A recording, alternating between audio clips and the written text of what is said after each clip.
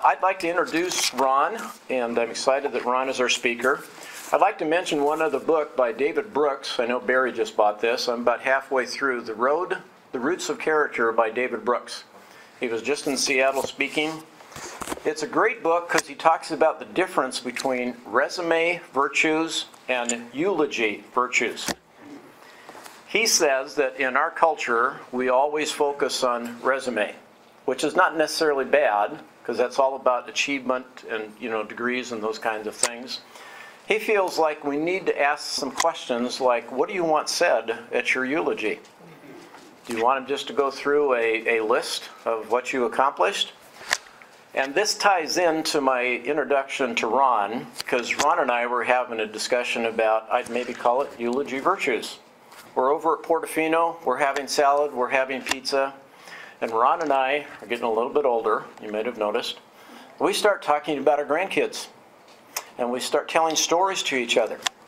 So here's two guys in Portofino telling stories, sobbing, as we try to eat our pizza. But we got so emotional about what a privilege in life it is to invest in our grandkids. And that if I were to figure out a eulogy virtue for my life, I hope it is I invest in my grandkids. That's not all, but that's really a big deal. That's not the only reason I like this guy. He's been very successful in business. He's at the Edward Jones office just up the street. And when I thought about this topic and I knew Ron's story, I thought, I've got to have Ron come and share on this topic. So give a warm welcome to Ron Kukas, please.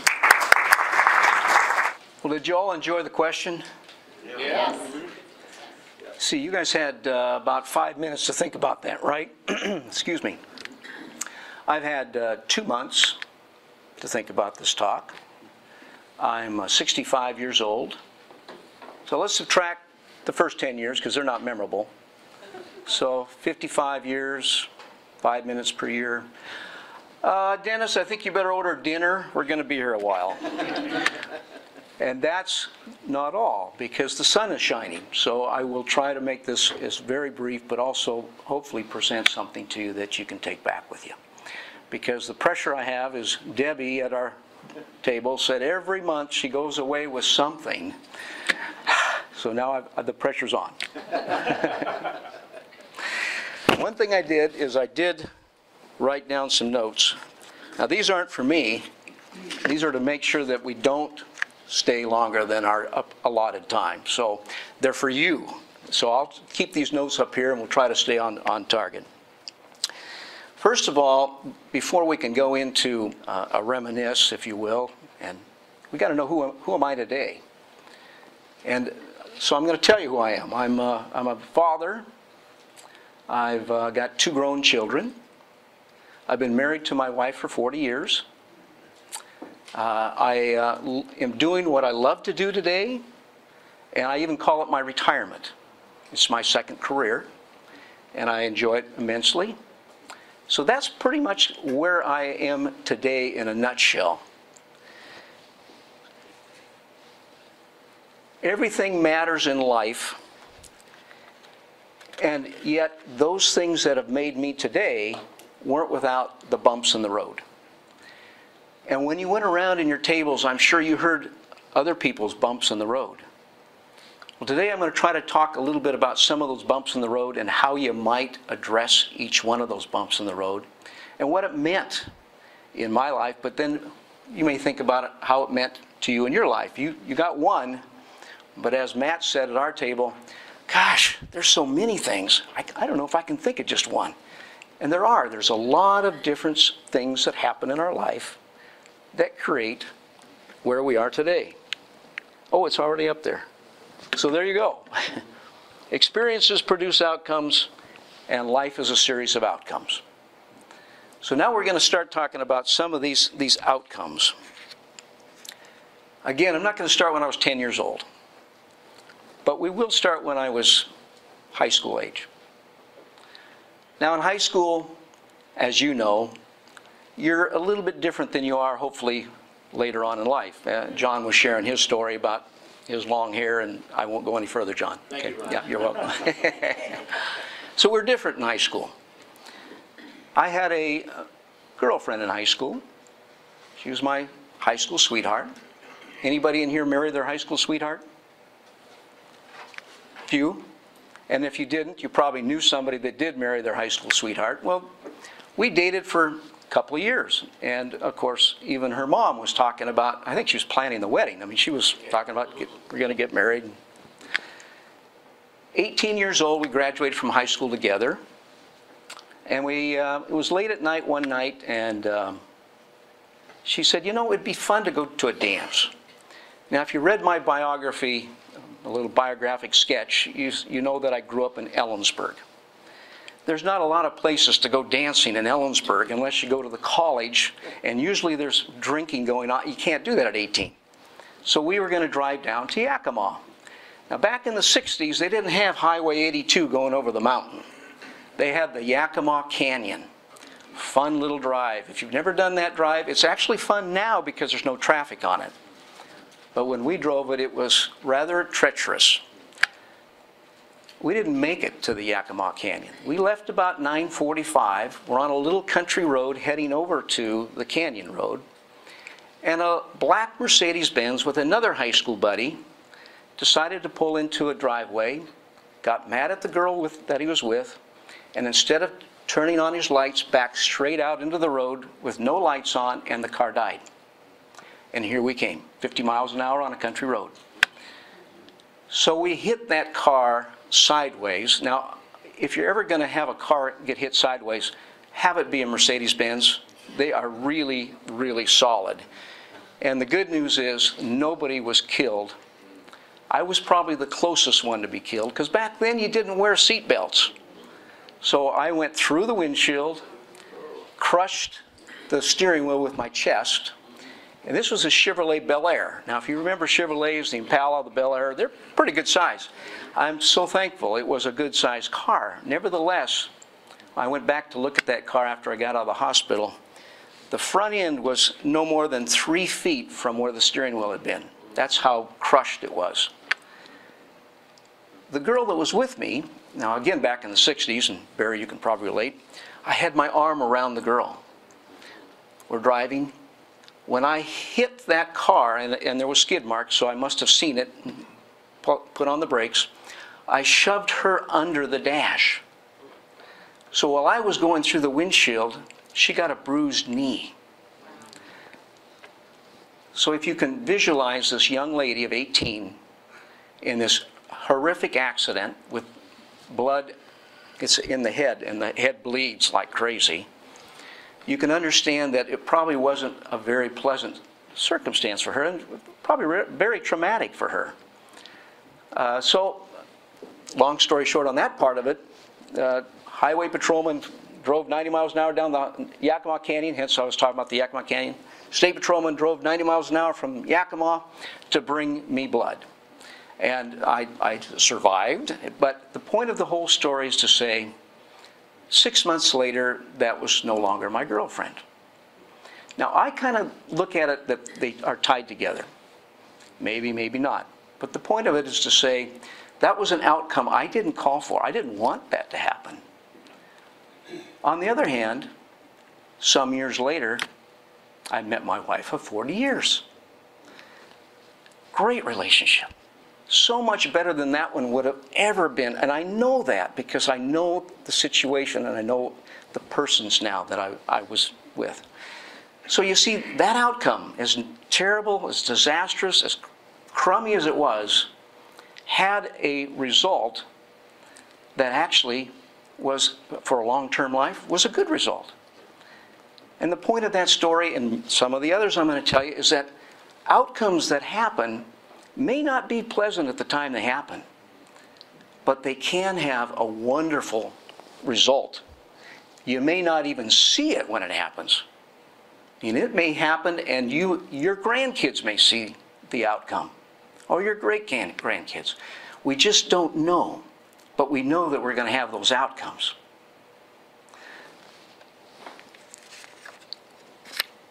Next slide.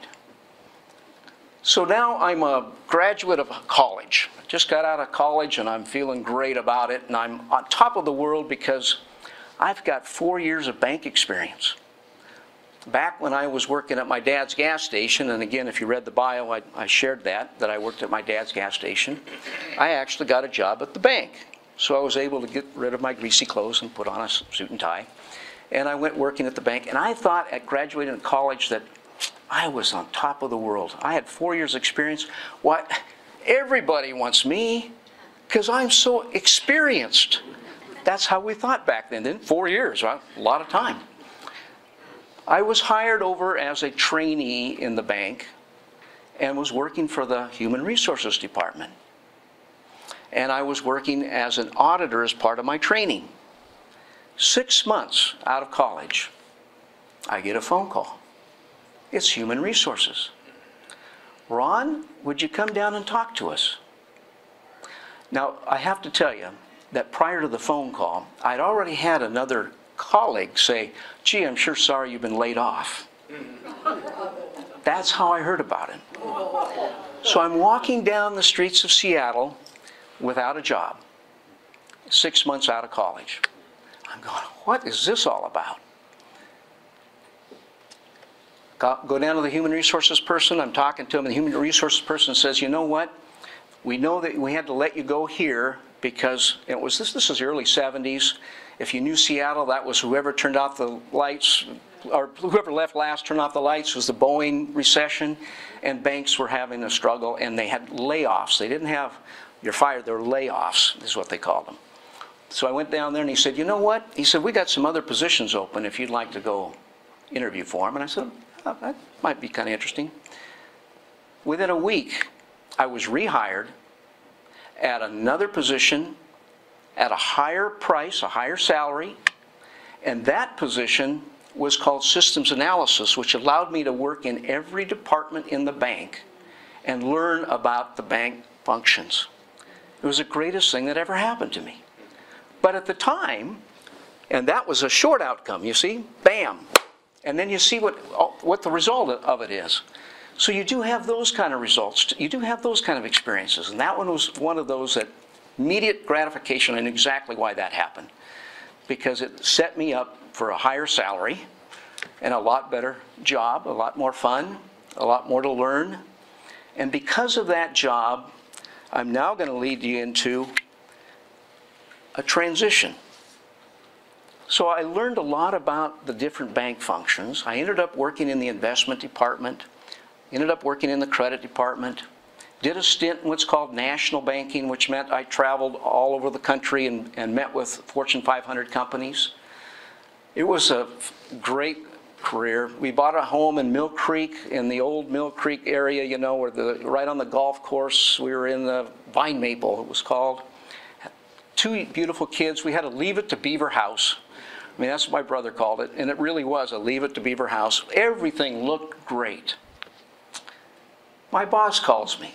And I was leading the biggest district, the fastest growing district in all of the western states for the first interstate bank system. It was the old Pacific National Bank of Washington, if you can remember that. So I was working for the first interstate and had the fastest growing district. My boss calls me, can we have coffee tonight? So I'm sitting with him at coffee, and he said, hey, Ron, how would you like to go to Alaska? I wasn't very close in my relationship that I am closer, much closer today. And I said, hell no. Why would I want to go to Alaska? I've got everything going for me here. He said, oh, well, I guess we don't need to meet any longer. So I got up. He said, no, wait a minute. Don't you want to hear about this? So he gave me a deal that sounded really good. I mean, they were going to take care of all my housing. I could keep my house down here. I only had to go up for 2 years. My wife and I still laugh about how I presented it to her. I said, hey, honey, how would you like to go on an adventure? 20 years later, we come back from Alaska. So we went to Alaska. We lived up in Alaska for those 20 years. I lived as I was a manager of a subsidiary of a very big banking corporation. And it leads me into the next transition, which is here I was managing a nice little subsidiary up there, and I could go fishing, and we raised our kids up there. Great outdoors activities, wonderful place to raise the kids. A company called Wells Fargo Bank makes a hostile takeover of the First Interstate Bank System. That Which, wasn't Booty.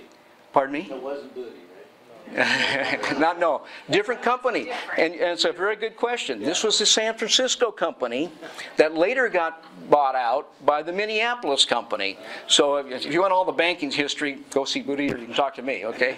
We'll tell you all about that. So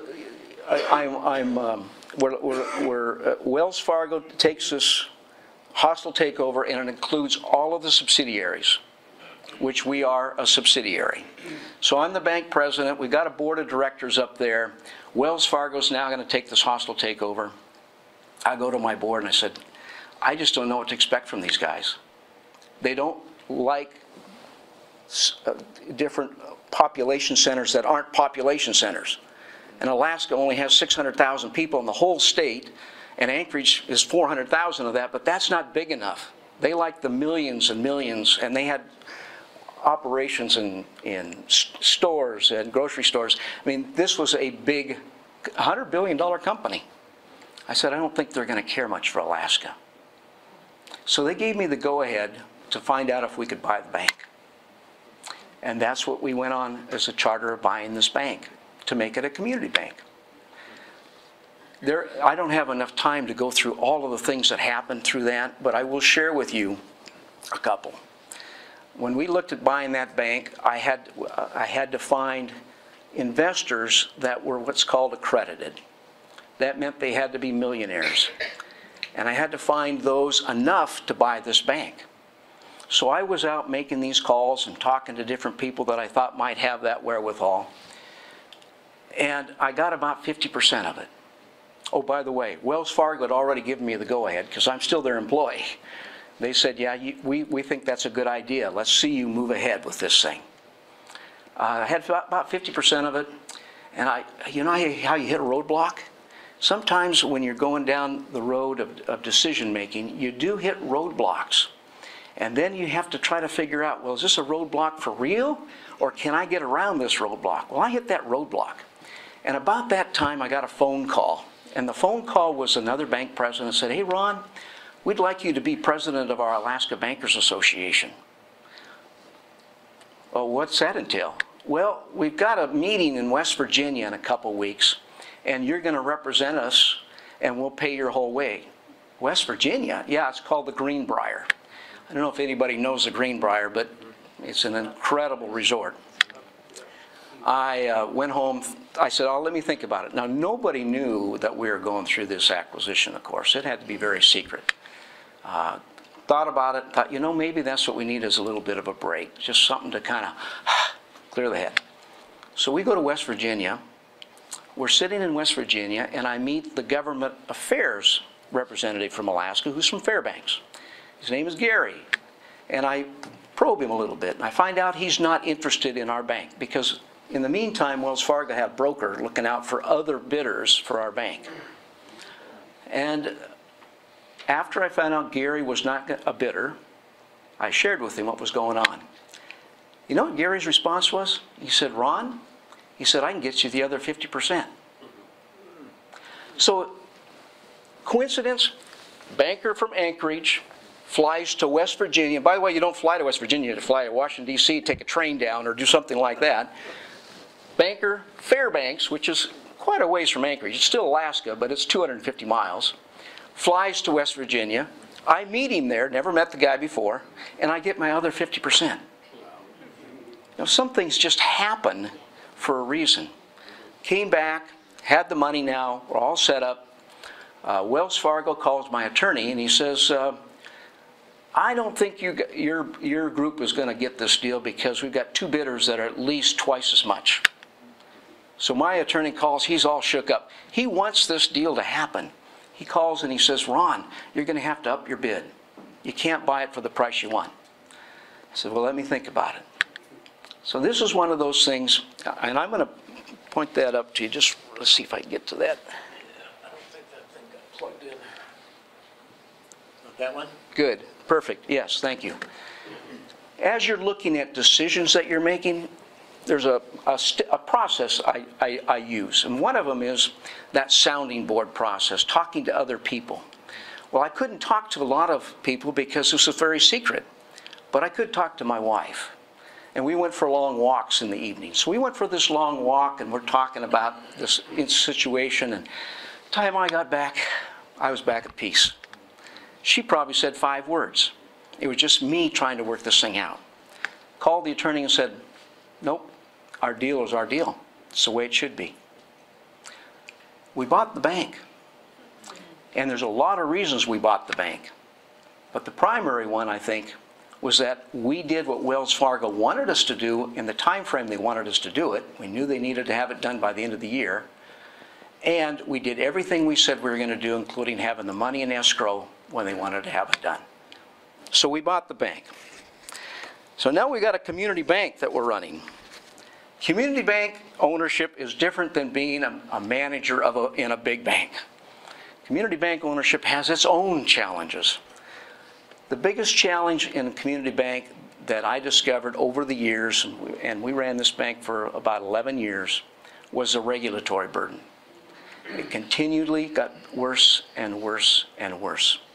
When we started out, we were managed by Seattle. And we had a pretty good relationship. And everything we had to do with that relationship, we maintained. In fact, we bought an insurance company. They knew all about it. I talked to them before we did it. We established an investment department.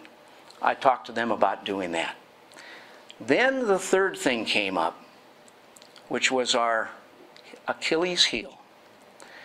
A almost billionaire became an acquaintance, and we started talking, and he was very fascinated with trust powers in Alaska. And he wanted to establish a trust business in Alaska.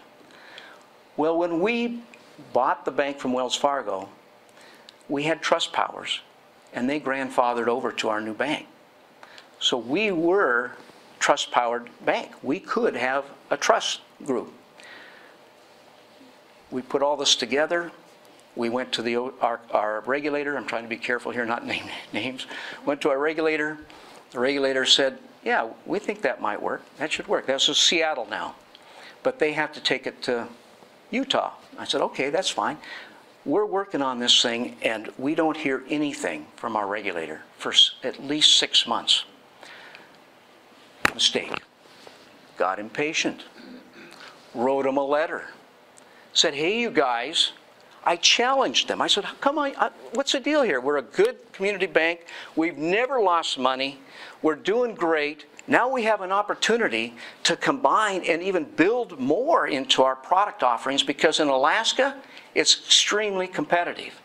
The credit unions up there have 50% of the market, and they don't have to pay taxes. And we don't want to go down that road. But I just want to tell you, it was very competitive, and trust power seemed like a good thing for us to have.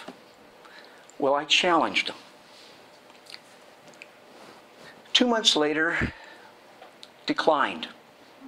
Can't do that. We're not going to let you have that trust business. We had spent a year on that part of the operation. Needless to say, when you're spending time on one thing, the other things don't get the same attention. So the bank, although it was doing fine, was not nearly what it could have been, because I was too busy trying to put this thing together and not out knocking on doors and talking to potential clients. Mistake. Turned down, and the next thing that happened is they transferred our regulatory management to San Francisco from Seattle. Seattle, good relationship.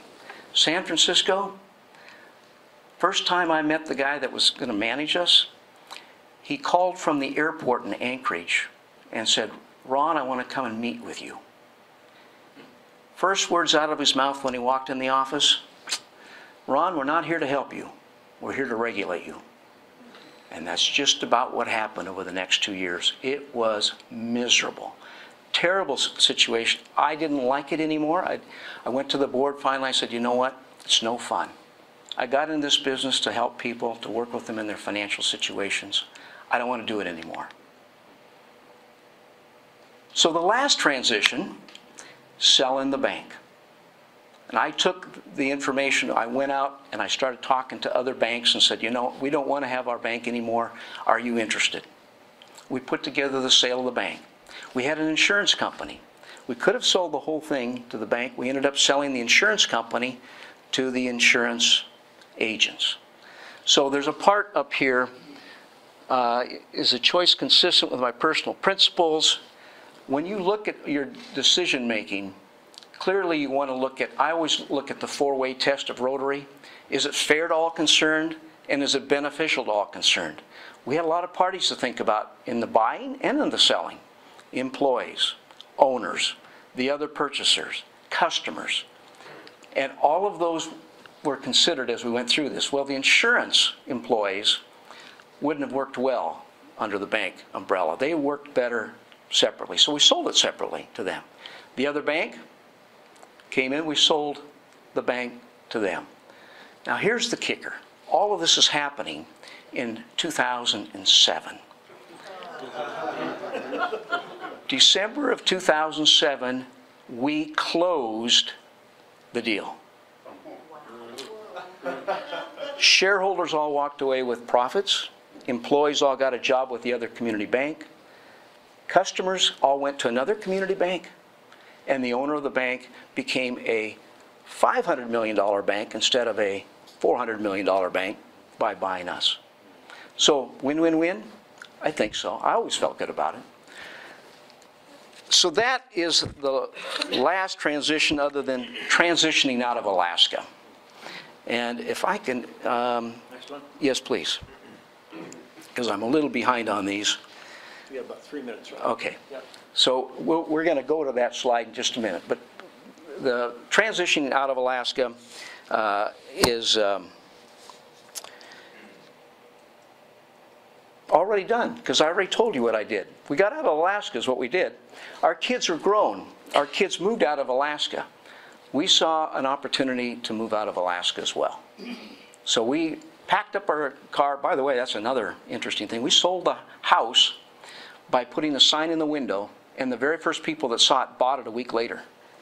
And this is a 7-figure house that we'd built down in downtown Anchorage.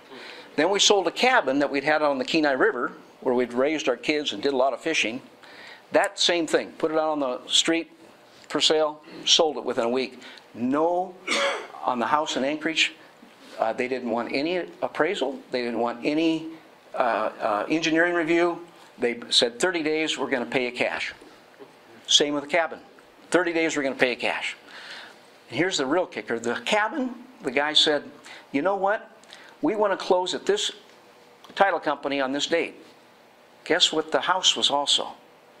They said it, we didn't. Same day, same title company. We walked in, signed papers for both places, took our checks, and 2 days later we were on the highway in November driving down the Alcan to our new home in Edmonds.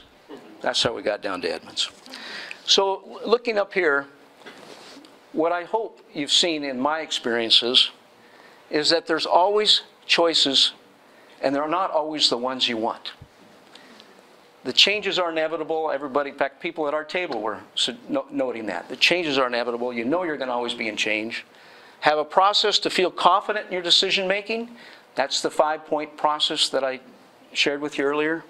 And don't let emotion or the path of least resistance drive your decisions. Emotion is a killer. And in my business right now, that's part of our job. Is keep emotion out of your investments, out of your management, because fear and greed are a big challenge to all of us. So keep your emotions out of your decisions. Next slide, if you don't mind, John. Thanks. My ending comment is keeping things in perspective. And keeping things in perspective is faith, number 1, family, number 2, fitness, number 3, then finances. A guy shared that with me at a seminar, and I think it's just perfect. And if you can, I try to keep those in perspective myself in my life, because I see those making life so much simpler if you remember that if you don't have faith, it doesn't matter what the rest of it is. If you're not keeping care of your family, same thing. And if your health is gone, why do you need money? So faith, family, could you click the last one? And just so you know, when I talk about faith, I'm not talking about everything's going to be rosy. It's all going to come out the way you want it to come out. All you got to do is, in my case, I pray because I feel that's very important in my walk because I know things are uncontrollable. So I pray. So faith is not what you want to have happen. Faith is the fact that whatever does happen, you trust it's going to be for good. And hopefully you've been able to see a little of that in my experiences. So now, John, my dad is 92. My mom is 87. They celebrate their 70th wedding anniversary this year. They go dancing every Saturday night. So if I haven't bored you all to death, maybe John will invite me back in 25 years. So see the rest of this.